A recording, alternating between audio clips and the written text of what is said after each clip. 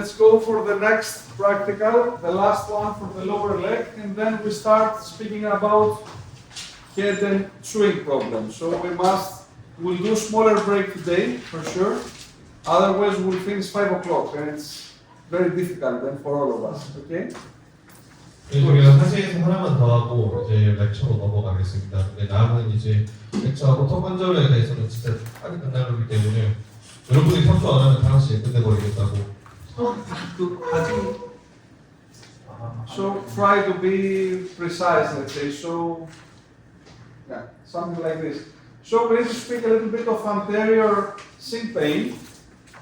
네, 가끔은 이제 또 정강이 앞쪽에서 통증이 있을 수가 있는데요. What is it? Ah.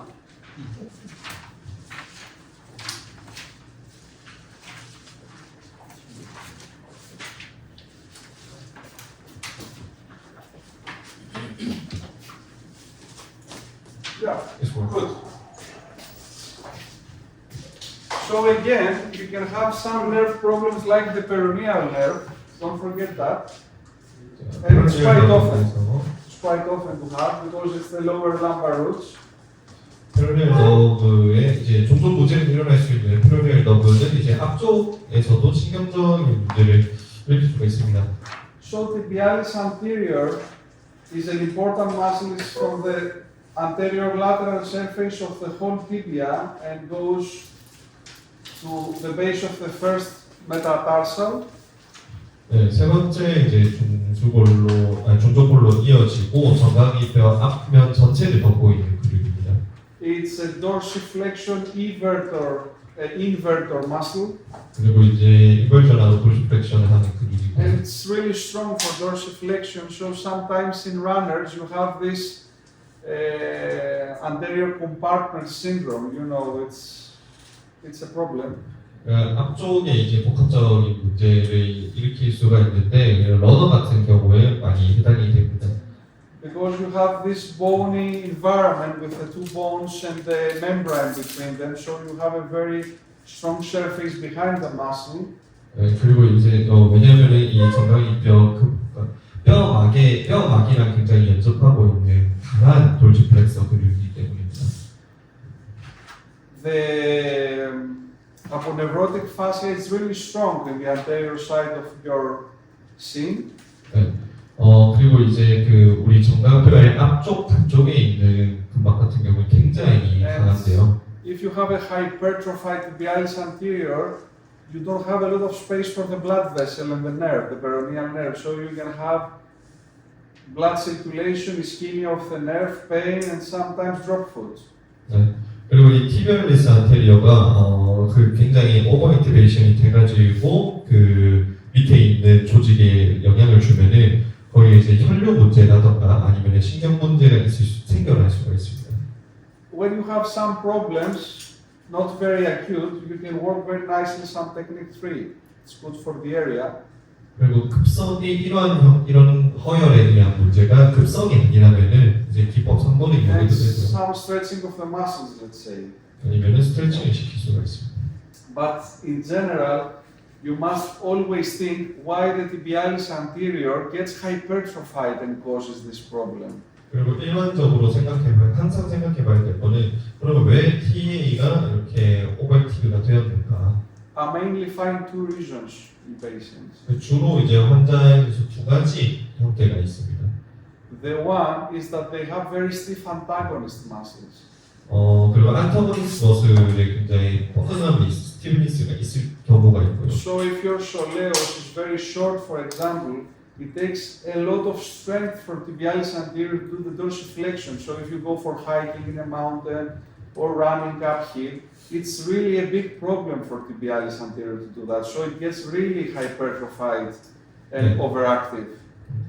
그래서 그런 경우는 어떤 거에 해당되냐면 예를 들어서 기랑근이 솔레우스가 이제 너무 이제 산을 많이 타거나 해서 굉장히 강한 이제 액티베이션이 되면은 솔레우스에서는 또 기랑근 입장인 TA가 이제 수축을 하려면은 더 솔레우스를 스트레칭을 시키는데 힘이 많이 드니까 오버액티베이션이 일어나는 거죠.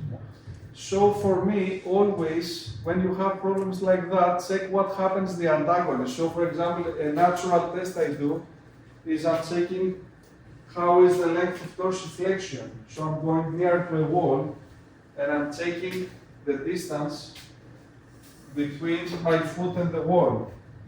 I try to touch, my knee, and this is a soleus length test. And some people cannot be farther than this. They are really short in dorsiflexion, so it's really difficult for tibialis anterior to handle this. 네. 그럼 확인하는 방법 중에 하나는 이제 도지플렉션의 각도를 검사하는 방법입니다. 그때는 이제 런지 자세에서 무릎을 벽에 터치한다거나 하는 테스트가 응용될 수가 있습니다. Another problem is if you have joint stiffness. It's very often to have a fracture, to have something, and to have a stiff joint. That's always also a problem. 네. 그리고 두 번째 큰 원인으로는 이제 프랙처나 하는 등에 의해서 관절의 문제가 일어나서 범위가 제한될 때입니다. And the other problem is to have stiff neural tissue.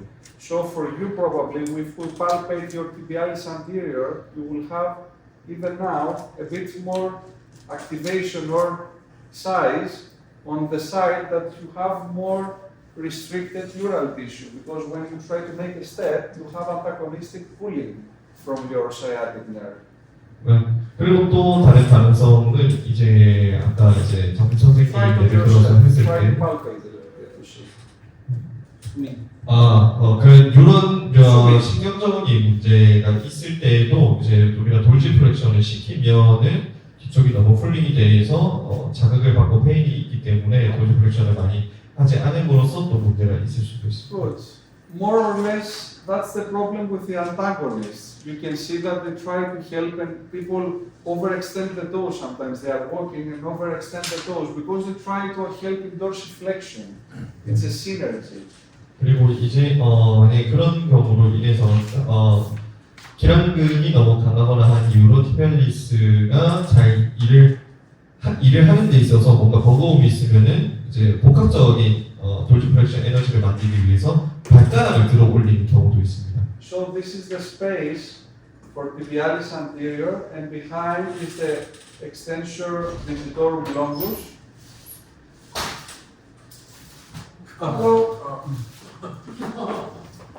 그래서 이 방금 설명했던 움직임에 대해서는 관련된 근육들의 extensor longus,랑 longus,가 있고요. And if you go in between them, but lower, you will see the flexor hallucis longus, and it's not crossing, it's on the same side, it's like the hand. 네, 그 정강뼈와 종아리뼈 아래쪽 부분으로 가면은 디스톨 롱구스가 이렇게 할로시스 롱구스가 이어지는 걸 볼 수 있는데 이건 뭐 교차하거나 하지 않고 그림처럼 직선으로 내려가는 걸 볼 수가 있습니다. The other muscles are the peroneal muscles, which are over the fibula, and you have two peroneal muscles. Peroneal. 네, 그러니까 지금 페로니얼 머슬 두 가지가 이제 각종면, 피불라 각종면에서 이제 피불라 위를 지나가면서 형성이 되어 있습니다. Good. Thank you. And these muscles are plantar flexion evertors. Evertors. 그리고 플란터 플렉션과 이불전을 하는 근육이고요. And the brevis, the brevis is from half of the fibula and down, goes to the fifth metatarsal, the base. 네, 종아리뼈 절반 지점에서 시작을 해서 다섯 번째 중수골로 이어져 있는 게 브레비 있습니다. While the longus, starting from the head of the fibula, goes below the foot and goes to the base of the first metatarsal. So this is longus. Goes below the foot and goes to the base of the first metatarsal. 반면에 이제 롱구스 같은 경우에는 피불라의 헤드에서부터 시작을 해서 중수골을 지나서 이제 첫 번째 발바닥 쪽에서 첫 번째 메타타살에 붙어 있습니다. And sometimes people have a third peroneal. It's called peroneus tertius, and goes over the malleolus. So if you find a tendon over the malleolus, you have a third peroneal. Normally in this group, one must have.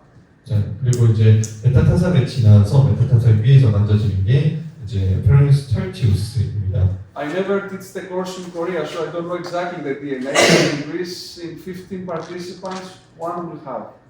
그리고 이제 확률적으로 한국에서는 잘 모르겠는데 그리스에서는 이 근육이 만져지지 않는 사람도 있습니다. Now, the important thing to remember for the peroneals is that there are muscles that have shortening when you are overpronating your feet. So sometimes they are shortened and they have some trigger points. They can be. 그리고 기억해야 될 점은 페로니우스 머슬이 이제 프로네이터 폿을 가지고 있는 사람들한테서는 단축이 있을 수가 있기 때문에 트리거 포인트가 발생하는 경우도 있습니다. But the biggest problem is after an ankle sprain. 그리고 가장 큰 문제는 발목 염전 이후의 상황인데요. We always think the ligament. 항상 이제 리가멘트적인 부분으로 But I 생각을 often 했을 때 find the peroneals or the peroneal nerve to be also involved in the injury. 앵클 스프레인 이후에 보통은 이제 리가멘트가 손상을 받지만은 방금 앞서 설명했던 페로니우스 머슬 조가지도 손상을 받습니다. And sometimes I have patients 4 months after an ankle sprain say I have pain there. 그리고 자기 같은 경우에는 환자 중에 앵클 스프레인을 당하고 4개월이 지났는데도 마리우스 가쪽에서 통증이 있는 케이스가 있었네요. And it's not normal because the ligament has healed in 4 months. So it's the area has not normalized in general. So you must see other tissues in the area. 네, 보통 이게 좀 이상한 점인 게 인대 같은 경우에는 손상을 당하고 한 달 안에 힐링이 되는 경우가 많습니다만 그렇지 않았던 케이스인 거죠. So the one tissue to think is the peroneal muscles after an ankle sprain. Let's say 1 month after you must treat. 그리고 만약에 이 같은 케이스에서는 첫 번째로 생각을 해야 되는 근육은 페로니우스 롱구스고요. The second is the peroneal nerve. 두 번째는 페로니얼 너브가 되겠습니다. And the third is extensor. This is the third peroneal. If some people have it, it's like this.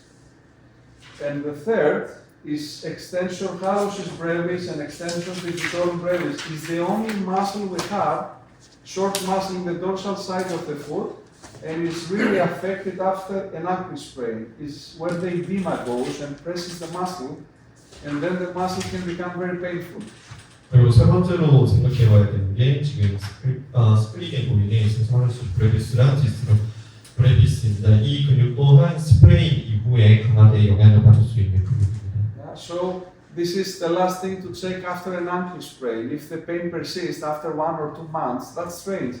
Check this muscle, for example. It's really often. 그래서 요약하자면은 스프레인 한 달이 지났는데도 계속 해당 부위에서 통증이 있다면은 앞선 내용들을 체크를 해보면 되겠습니다. And it's interesting. In the palmar surface, in the plantar surface, you have a lot of muscles, and it's only one. These two, only the hallucis and the digitorum, nothing else on the dorsal side of the foot. 네, 이제 그 스프레인 한 달 이후에 만약에 등 쪽에서 발등 쪽에서 가쪽에서 통증이 있다면은 발에는 정말 많은 근육들이 있지만은 그런 상관없이 제대 체크하면은 굉장히 높은 확률로. So it's not a lot of work now. My suggestion is to finish this palpation. So to wash our hands, eat, and then to go for the noble phase instead of eating, and then again, let's finish that and then food, okay? Do you agree? So to have a motivation to not practice for 2 hours, the palpation. 지금 이거 연습하고 빨리 끝내고 씻고 나서 저거 먹고 얼굴 쪽으로 갈 겁니다. 이게 굉장히 그 팔페이션 하고 쪽으로 모여서